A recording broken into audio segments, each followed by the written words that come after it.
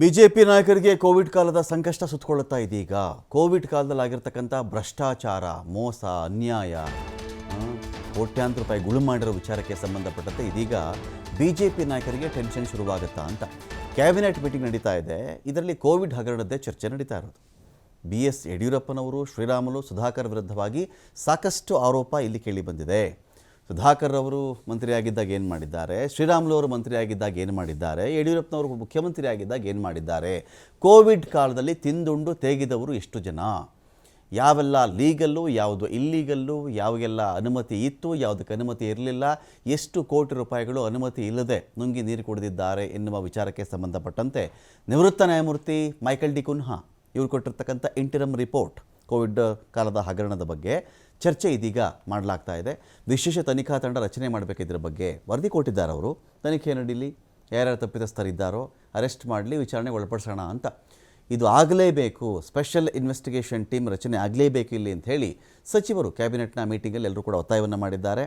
ಚರ್ಚೆ ಆಗಿದ್ದೇನು ಅಂತ ಹೇಳಿದ್ರೆ, ಈ PPE ಕಿಟ್ ಇದೆಯಲ್ಲ, PPE ಕಿಟ್ ಖರೀದಿಯಲ್ಲಿ ಭಾರೀ ಅಕ್ರಮ ಇಲ್ಲಿ ನಡೆದಿದೆ. ಖಾಸಗಿ ಲ್ಯಾಬ್ಗಳಿಗೆ ನಿಯಮಬಾಹಿರವಾಗಿ ಹಣ ಸಂದಾಯ ಆಗಿದೆ. ಸಾವಿನ ಸಂಖ್ಯೆಯಲ್ಲೂ ಸುಳ್ಳು ಲೆಕ್ಕಗಳನ್ನು ಕೊಟ್ಟು ಇಲ್ಲಿ ಹಣ ಮಾಡಿದ್ದಾರೆ. ಹಗರಣದ ಸಮಗ್ರ ತನಿಖೆ ನಡೀಬೇಕು, ವಿಶೇಷ ಟೀಮ್ ರಚನೆ ಆಗಬೇಕು. ಸರ್ಕಾರದ ಮೇಲೆ ಹೊಂದಾಣಿಕೆ ಮಾಡಿಕೊಂಡಂಥ ಆರೋಪ ಕೇಳಿ ಬರ್ತಾ ಇದೆ. BJPಯೊಂದಿಗೆ ಅಡ್ಜಸ್ಟ್ಮೆಂಟ್ ರಾಜಕಾರಣ ಮಾಡ್ತಾ ಇದ್ದಾರೆ ಇವರು. ಸುಮ್ಮನೆ ಕೋವಿಡ್ ಹಗರಣ ಅಂತ ಹೇಳೋದೇ ಹೊರತು ಕ್ರಮಕ್ಕೇನು ಮುಂದಾಗಲ್ಲ. ಸುಮ್ಮನೆ ಹಾವು ಬಿಡ್ತೀನಿ ಅಂತ ಎದುರಿಸೋದು ಅಷ್ಟೇ ಮಾಡ್ತಾ ಇದ್ದಾರೆ ಅಂತ ಆರೋಪ ಇದೆ. ಹಾಗಾಗಿ ನಾವಿಲ್ಲಿ ಸುಮ್ಮನೆ ಇರಬಾರ್ದು. ಇಲ್ಲಿ ಬರೀ ಬುಸುಗುಟ್ಟಿದ್ರೆ ಸಾಲದು, ನಾವು ಈ ಹಾವು ಕಚ್ಚಿದ್ರೇ ಅವಾಗ ಅರ್ಥ ಆಗೋದು ಅಂತ ಕೂಡ ಸಚಿವರು ಹೇಳ್ತಾ ಇದ್ದಾರೆ. ಯಾವುದೇ ಕಾರಣಕ್ಕೂ ಸಡಿಲವಾಗುವುದು ಬೇಡ, ಇದರಲ್ಲಿ ಕಠಿಣ ಕ್ರಮ ಜರುಗಿಸಿದ್ರೆ ಮಾತ್ರ ಜನರಿಗೆ ಸರಿಯಾದ ಸಂದೇಶ ಹೋಗಲಿದೆ ಅಂತ ಕೂಡ ಸಚಿವರು ಹೇಳ್ತಾ ಇದ್ದಾರೆ. ಡೀಟೇಲ್ಸ್ ಕೊಡೋಕೆ ಇದೀಗ ಶಿವಕುಮಾರ್ ಜೋಹಳ್ಳಿ ಇದ್ದಾರೆ. ಶಿವಕುಮಾರ್ ಜೋಹಳ್ಳಿ, ಮೈಕಲ್ ಡಿ ಕುನ್ಹಾ ಆರಂಭದಲ್ಲಿ ಒಂದು ವರದಿ ಕೊಟ್ಟರು, ಮಧ್ಯಂತರ ವರದಿ ಬಗ್ಗೆ ಕೂಡ ಚರ್ಚೆಗಳು ನಡೀತಾ ಇದೆ. ದಿನೇ ಈ ಒಂದು ಹಗರಣಕ್ಕೆ ಸಂಬಂಧಪಟ್ಟಂತೆ ಅಪ್ಡೇಟ್ಸ್ ಅಂತೂ ಬರ್ತಾನೆ ಇರ್ತವೆ. ಆ ಲ್ಯಾಬ್ಗೆ ಹಾಗಂತೆ ಹೀಗಂತೆ ಅಂಥೇಳಿ. ಕ್ರಮ ನೋಡಿದ್ರೆ ಏನೂ ಇಲ್ಲ. ಈ ಕಡೆ ಮುಡಾದು ಜೋರಾಗಿ ಸದ್ದಾಗ್ತಾ ಇತ್ತು, ಮುಡಾ ಹಾಗಂತೆ ಹೀಗಂತೆ ED ವರೆಗೂ ಹೋಗಿದೆ ಅಂತ. ಅದರದ್ದು ಜೋರಾಗಿ ಸುದ್ದಿ ಆಗ್ತಾ ಇಲ್ಲ. ಮುಡಾದ ಬೇರೆ ಬೇರೆ ಹಗರಣಗಳ ಬಗ್ಗೆ ಸುದ್ದಿ ಆಗ್ತಾ ಇದೆಯಾ ವಿನಃ ಅದೇನೋ ಲೋಕಾಯುಕ್ತ ಅಂತ ಹೇಳ್ತಾ ಇದ್ರು, ED ಅಂತ ಹೇಳ್ತಾ ಇದ್ರು, ಅಲ್ಲೂ ಏನೋ ತನಿಖೆ ಆದಂತೆ ಇಲ್ಲ. ಜನ ಮಾತಾಡೋದೇನು ಅಂದರೆ ಒಂದು ಅಡ್ಜಸ್ಟ್ಮೆಂಟ್ ರಾಜಕಾರಣಕ್ಕೆ ಬಂದುಬಿಟ್ಟಿದ್ದಾರೆ ಇವರು ಅಂತ. ದಿನ ಮಾತಾಡಿದ್ದು ಕೋವಿಡ್ ಬಗ್ಗೆ. ಕೋವಿಡ್ ಹಾಗೆ, ಅಷ್ಟು ಕೋಟಿ ಇಷ್ಟು ಕೋಟಿ ಅಂಥೇಳಿ. ಕ್ರಮಗಳಾಗಬೇಕಲ್ವಾ? ಇನ್ನೂ ಮೀನಾಮೇಷ ಎಣಿಸ್ತಾ ಇದೆಯಾ ಸರ್ಕಾರ ಅಂತ?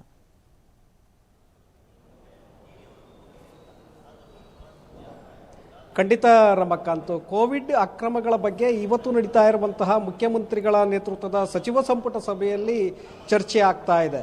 ಯಾಕೆಂದರೆ ಕಳೆದ 4-5 ದಿನಗಳಿಂದಲೂ ಕೂಡ ಕುನ್ಹಾ ಅವರು ಕೊಟ್ಟಿದ್ದಂತಹ ಒಂದು ಮಧ್ಯಂತರ ವರದಿ ಏನಿತ್ತು, ಆ ಮಧ್ಯಂತರ ವರದಿಯ ಕೆಲವು ಅಂಶಗಳು ಸೋರಿಕೆಯಾಗಿತ್ತು. ಅದು ಮಾಧ್ಯಮಗಳಲ್ಲೂ ಕೂಡ ಚರ್ಚೆ ಆಗ್ತಾ ಇದೆ ಇವತ್ತು. ಯಾಕೆಂದರೆ PPE ಕಿಟ್ನಲ್ಲಿ ಬ್ರಹ್ಮಾಂಡ ಭ್ರಷ್ಟಾಚಾರವನ್ನು ಆ ಸಂದರ್ಭದಲ್ಲಿ ಮಾಡಲಾಗಿದೆ ಅನ್ನುವಂಥದ್ದು ಒಂದು ದಿನ ಲೀಕ್ ಆಗುತ್ತೆ. ತದನಂತರದಲ್ಲಿ ಖಾಸಗಿ ಲ್ಯಾಬ್ಗಳಿಗೆ ಒಂದು ನಿಯಮಬಾಹಿರವಾಗಿ ಹಣವನ್ನು ಸಂದಾಯ ಮಾಡಲಾಗಿದೆ ಅನ್ನುವಂತಹ ಆರೋಪಗಳು ಇರುವಂತಹ ಒಂದು ದಾಖಲೆಗಳು ಬಿಡುಗಡೆಯಾಗತ್ತೆ. ತದನಂತರದಲ್ಲಿ ಸಾವಿನ ಸಂಖ್ಯೆಯನ್ನು ಆ ಸಂದರ್ಭದಲ್ಲಿ ಮುಚ್ಚಿಡಲಾಗಿತ್ತು.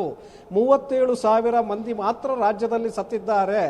ಈ ಒಂದು ಅಂಕಿಅಂಶಗಳನ್ನು ಅವತ್ತು ಹೇಳಲಾಗಿತ್ತು. ಆದರೆ ಸಾಂಖ್ಯಿಕ ಇಲಾಖೆಯ ವರದಿಯ ಪ್ರಕಾರ ಸುಮಾರು 1,52,000 ಮಂದಿ ಕರ್ನಾಟಕದಲ್ಲಿ ಮೃತಪಟ್ಟಿದ್ದಾರೆ ಅನ್ನುವಂಥ ಒಂದು ಮಾಹಿತಿಯನ್ನು ಕೊಟ್ಟಿದೆ.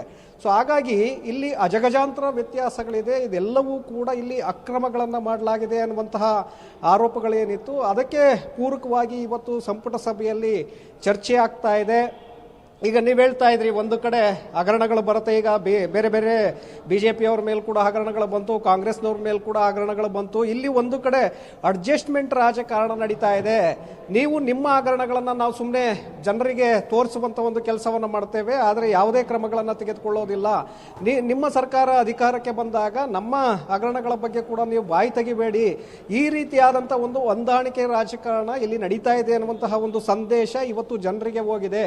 ಹಾಗಾಗಿ ಹಾಗಾಗಿ ಇದಕ್ಕೆ ಅವಕಾಶವನ್ನು ಮಾಡಿಕೊಡೋದು ಬೇಡ, ನೀವು ಈ ವಿಚಾರದಲ್ಲಿ ಒಂದು ಕಠಿಣ ಕ್ರಮವನ್ನು ತೆಗೆದುಕೊಳ್ಳಲೇಬೇಕು ಅನ್ನುವಂಥ ವಿಚಾರವನ್ನು ಕೆಲವು ಸಚಿವರು ಇವತ್ತು ಸಂಪುಟ ಸಭೆಯಲ್ಲಿ ಮುಂದಿಟ್ಟಿದ್ದಾರೆ, ಮುಖ್ಯಮಂತ್ರಿಗಳ ಮುಂದಿಟ್ಟಿದ್ದಾರೆ.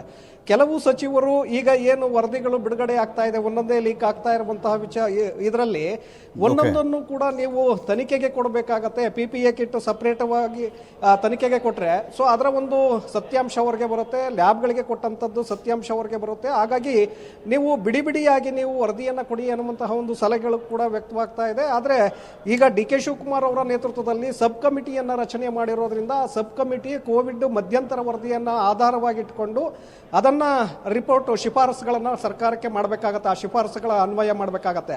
ಆ ನಂತರದಲ್ಲಿ ಸರ್ಕಾರ ಅದರ ಮೇಲೆ ಕ್ರಮವನ್ನು ಜರುಗಿಸೋದಕ್ಕೆ ಅವಕಾಶಗಳಿರುತ್ತೆ. ಹಾಗಾಗಿ ಇವತ್ತಿನ ಸಂಪುಟ ಸಭೆಯಲ್ಲಿ ಇದರ ಬಗ್ಗೆ ಇನ್ನೂ ಚರ್ಚೆಗಳು ಮುಂದುವರೆದಿರುವಂಥದ್ದು. Thank you Shivu.